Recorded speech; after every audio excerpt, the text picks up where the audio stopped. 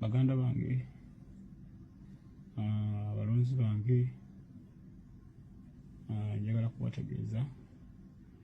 ensonga ebadde esuza nayo nga seebase nga ogasseeko n'obulwadde ekoleddwako ekibiina kyange ekya National Unity Platform mukama wange Robert Kyagulanyi Ssentamu Secretary General Lewis Rubongoya Leader of Opposition babaka bannange aba Parliament okulaba nga nfuna obujjanjabi era President wange Honorable Robert Kyagulanyi Ssentamu biru yonna eddwaliro agenda kubeera nga agihandolinga yonna. Nolwekyo mwenna abantu abalungi mwenna abanjagaliza okuwona mukimanye nti ndi mu mikono mituufu era temuddamu kweraliikirira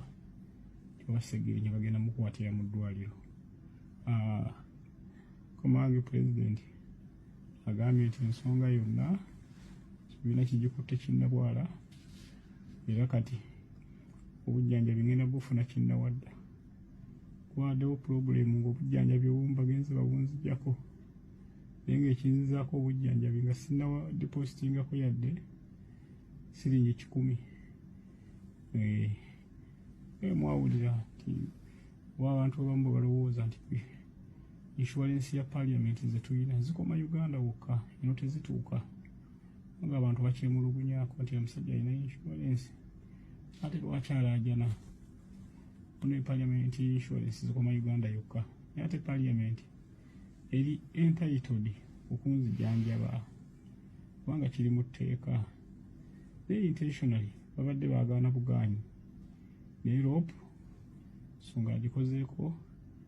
President waffe Robert Kyagulanyi Ssentamu Council Lewis n'ekibiina kyange kya NUP ensonga kigikozeeko naye nga bannayuganda mbeebaza mwebale kuyimirira nange mwenna bannayuganda bali mu Amsterdam abannambudde mwongere okunsabira kubanga ekiriwo ono bange nkyaliwo emyezi emirala ng'ebiri nga banzijanjaba kakati obudde buno ngenda ku operation ku ddakiika 10 bagenda kuba bagitandika bagenda kunzijjamu boni maalo then balina kye bagenda ozikozesa olwekyo mwongere okunsabira ate ne operation endala gye ngendako ey'okunzijjamu virus eziri mu mawuggwe yembeera eyo mwebale nnyo mwebalire ddala.